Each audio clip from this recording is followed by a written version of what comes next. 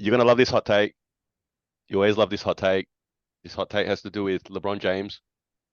LeBron James has definitely been on my mind a little bit lately. Um, I'm not going to Just use lately. I'm not going to use um, the letters that contain J and M in this take. It's got nothing to do with those two letters, yeah. But this take has got to do with a post actually I saw that, you know, LeBron is a player out there that's highly respected, no doubt, absolutely. Okay, highly respected, but not feared. Yeah. And I think if you took that statement and you thought about some NBA greats out there, there's another one that clearly wore the Lakers uniform that obviously is no longer around. That I think falls in that flip side of that statement that was feared and ultimately, as far as I'm concerned, was respected. Yeah. And I think that's a different sort of respect. And that's sort of what I'm sort of wanting to explore with you a little bit here. Okay. It's like, you know, you would feel that if you were a player going to a league, and no one does this, let's be clear, but if you were a player going to a league going, I want to be an all-time great, all right, of course you want to be respected. But it's actually another level to be feared. And only a few players in NBA history probably can take that sort of title. And I'm saying Kobe is clearly one of them. And I'm saying that that's a much more valuable title in a sense than any title LeBron can really gather now in his career. And ultimately, and with this is another debate here. Okay, where does LeBron sit as an all-time Laker? And it's clearly multiple rungs, okay, below many of these all-time greats, including the latest one, which is Kobe. And I don't know. I guess, like I said, I'm keen on your thoughts. What do you think about the suggestion of, you know, would you rather be feared and respected, or really just, players are like, yeah, man, you're great, but we can beat you. I think a lot of this falls under personality, right? So we kind of acknowledge that LeBron James doesn't have a similar personality to MJ and Kobe, respectively. Sorry to bring it up. It's just they both have parallels with that mentality. They, all three of them share similarities, and then there's the discrepancies that separate them, right? So MJ is probably the statistician that was the most efficient with his killing. Kobe had the killer's mentality, but far less efficient. And then LeBron, I think, inadvertently falls into a lot of killing mentalities with good decision making.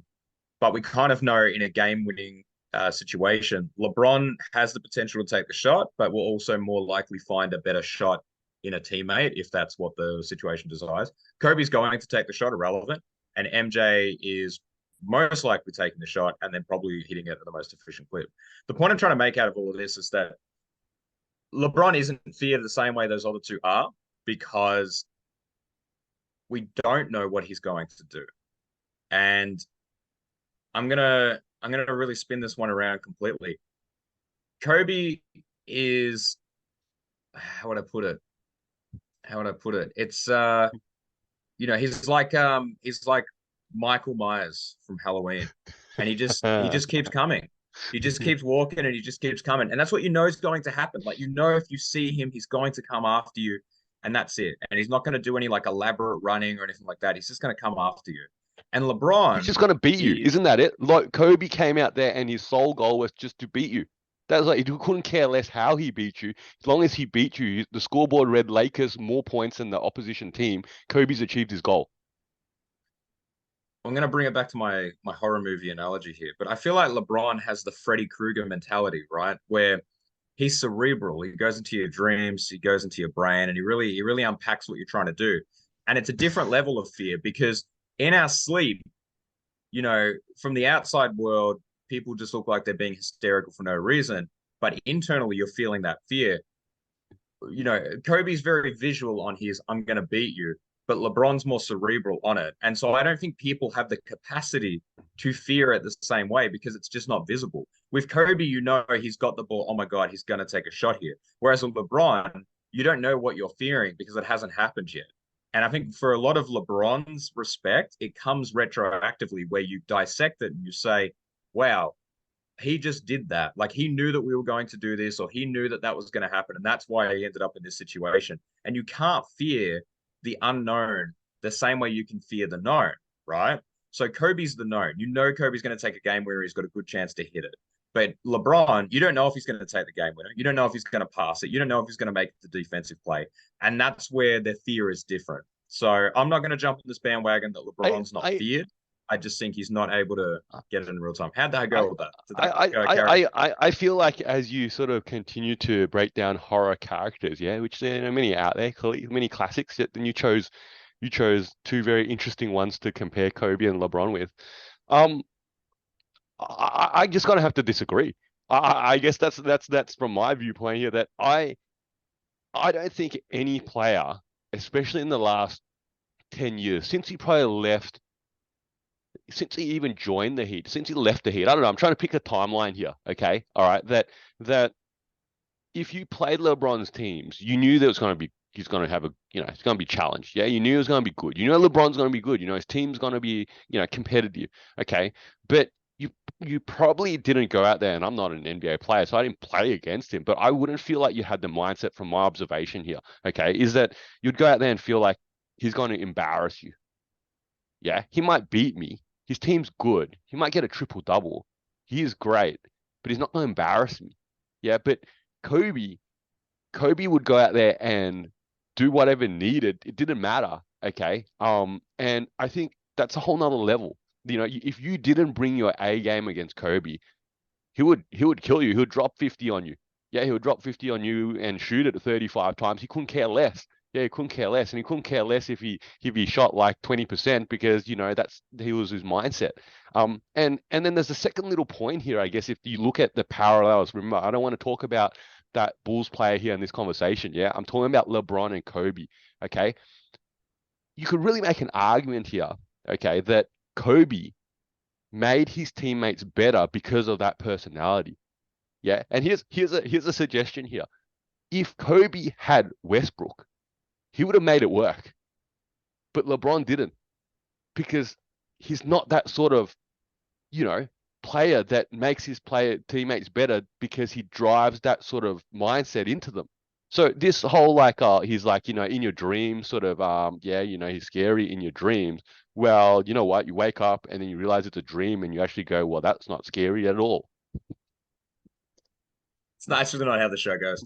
I think you're throwing like 70 different takes at me at once, which I'm really struggling to keep up here. Look, I think what we learned from both Kobe and LeBron's career when they had both their successful and unsuccessful years is when you build around a star player, you need to make sure that you're mimicking, I guess, the culture that your star player is setting. So for Kobe, he was all about hard work, he was all about discipline, and anyone who didn't fit that bill or match his work ethic, that became a problem for him.